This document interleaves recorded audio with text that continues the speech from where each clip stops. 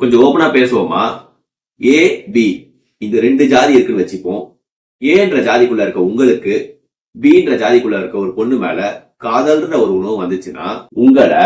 பீன்ற ஜாதிக்குள்ள இருக்க அந்த பொண்ணோட சொந்தக்காரங்களோ ஃபேமிலியோ கொடூரமா வெட்டி கொலை செய்ய வாய்ப்புகள் இருக்கு. இதுல இருந்து தப்பிக்க நீங்க செய்ய வேண்டியது என்னன்னா, உங்களுக்கு ஒரு பொண்ணு மேல காதல்ன்ற ஒரு உணவு வந்துச்சுன்னா, அந்த பொண்ணு எந்த காஸ்ட சேர்ந்தவ, எந்த சப்காஸ்ட சேர்ந்தவ,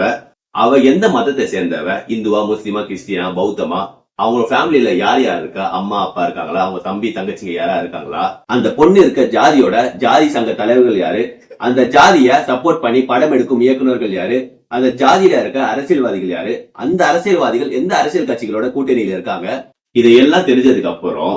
அவ பேர் என்னன்னு தெரிஞ்சுக்கிட்டு அவளை லவ் பண்ணலாமா வேணாமான்ற முடிவை நீங்க எடுங்க. இது எல்லாமே ரொம்ப டஃப்பான ப்ராசஸா இருக்குன்னா,